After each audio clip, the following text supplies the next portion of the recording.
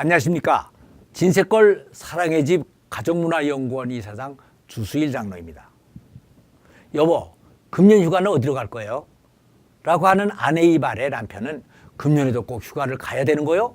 라고 대답을 했습니다. 그래서 아내는 다시 아니 그럼 휴가도 없이 그냥 보내요? 라고 하니까 남편은 아니 우리가 뭐 한창 때요? 이제 40대 중반도 넘어섰고 애들도 다 커서 안 따라가려고 할 거고 그렇다고 같이 갈 친구도 마땅치 않지 않소? 이 더위에 어디 다녀봐야 고생만 될 테니 금년에는 그냥 집에서 쉽시다 라고 대답을 했습니다. 그래서 아내는 남편의 이런 대답을 들으면서 옛날을 회상해 봤습니다. 둘이 한참 연애를 할 때였습니다. 남편은 회사에서 모처럼의 휴가를 받았습니다. 그래서 자기하고 꼭 같이 휴가를 가기를 원했습니다.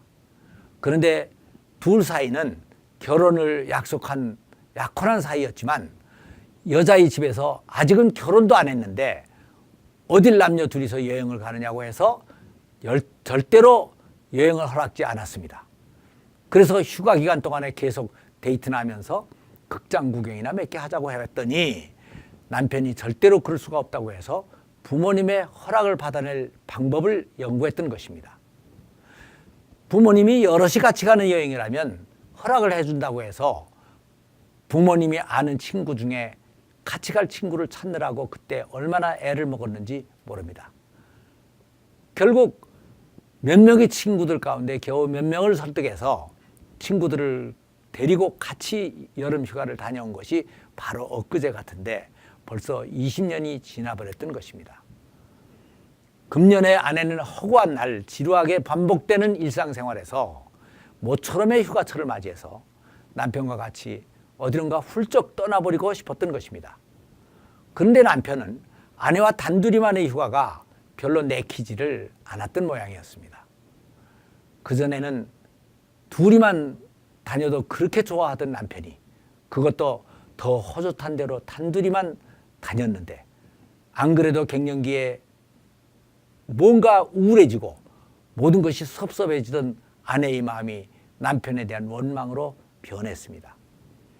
그런데 이런 현상들은 이들 부부에게만 일어나는 현상이 아닙니다. 대부분의 부부들에게서 일어나는 일반적인 현상인 것입니다. 그래서 여기서는 이것이 왜 이렇게 되는가? 또 이렇게 되지 않기 위해서는 어떻게 해야 되는가 하는 문제에 대해서 한번 생각을 해보겠습니다. 남녀가 처음 만나서 연애를 할 때나 신혼 때에는 서로가 서로에게 애인이 되어줍니다. 그래서 같이 있기만 해도 행복합니다. 그래서 사람들은 이러한 감정이 바로 사랑이라고 생각을 하고 이것이 없어지면 우리 부부는 한물이 같다고 생각을 하고 불행해하는 경향들이 있습니다. 그러나 이런 것들은 좀 다른 각도에서 다시 생각을 해봐야 되는 것입니다. 물론 아내가 연애 때 했던 사랑도 사랑인 것만은 틀림이 없습니다. 그러나 이것이 사랑의 다가 아닙니다. 그것은 성적 매력이나 신비감을 근거로 한 에로스적인 사랑이라고 볼 수 있습니다. 그런데 이 에로스의 사랑은 세월이 가면서 어차피 차츰 식어지게 마련인 것입니다. 그리고 부부는 아이를 낳고 생활을 해나가는 과정을 통해서 생활의 편리를 가져다 주는 인생 동업자의 관계로 변하는 것입니다.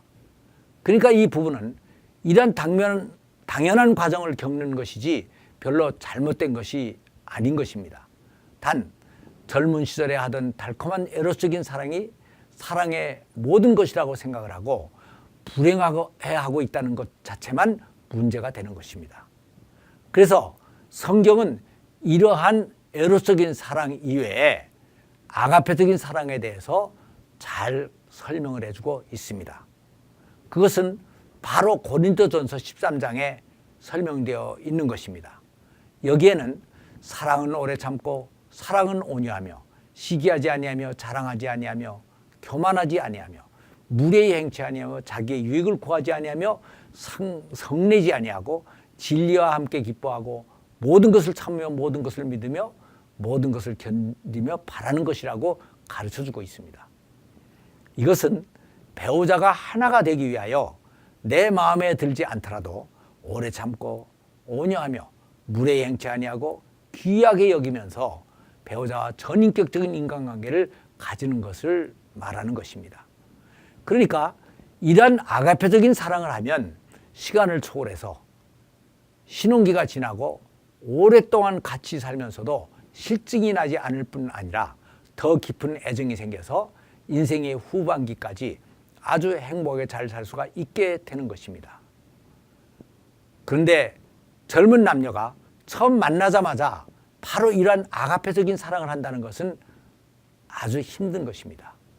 그래서 하나님께서는 처음 남녀가 모르는 상태에서 만나더라도 서로 좋아하고 결혼을 할 수 있도록 에로스적인 사랑을 만들어 놓으신 것입니다. 그러니까 이 에로스적인 사랑은 하나님께서 남녀가 아가페적인 사랑을 할 수 있을 때까지 서로 좋아하며 같이 살 수 있도록 일시적으로 부여하신 특별한 사랑인 것입니다. 그러니까 이 에로스적인 사랑은 아가페적인 사랑이 생기면 그 역할이 축소가 됩니다.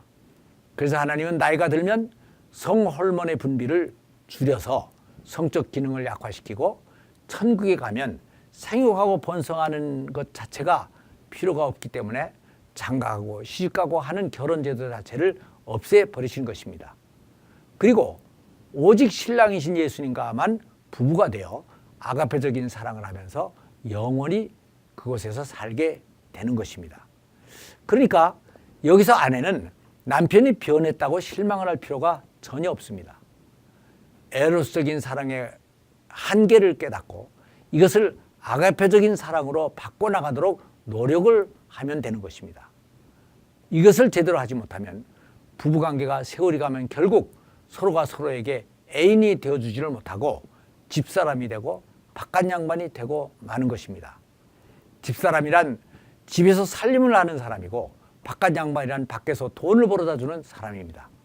즉 부부관계가 애인관계에서 차츰 생활의 편리를 가져다 주는 인생의 동업자적인 관계로 변해버리는 것입니다. 그러면 배우자에 대한 매력을 잃어버리게 됩니다. 그래서 옛날에는 남자가 출세를 하면 본부인은 집안에서 살림을 하게 놔두고 자기는 밖에서 또 새로운 애인을 만들어 에로적인 사랑을 하면서 행복을 찾으려고 했습니다. 그리고 오늘날에는 많은 남자들이 사회생활을 하면서 술집이다 유행장에서 다른 애인들을 구하려고 노력들을 하는 것입니다. 그러나 이것은 진정한 아가페 사랑을 모르고 에로스적인 사랑만을 가지고 행복을 찾으려고 하는 사람들의 마지막 종착역인 것입니다. 그리고 이러한 것들은 결국 인간이 무엇을 추구하며 살아가야 하느냐 하는 인간의 본성을 깨닫게 할 뿐입니다. 그래서 이러한 문제를 근본적으로 해결할 수 있는 길은 부부가 위에서 말씀드린 사랑의 특성을 확실히 파악하고 아가페적인 사랑을 기초로 한 하나님의 가정을 확실히 만들어 가야 하는 것입니다. 사람들이 위에 고린도전서 13장의 말씀을 보면 이러한 생각을 합니다. 이런 사랑은 다 이웃에게만 할 수 있는 것으로 생각을 합니다. 그러나 이러한 아가페적인 사랑이 정말로 필요한 것이 바로 부부관계이고 가정 아닌 것입니다. 감사합니다.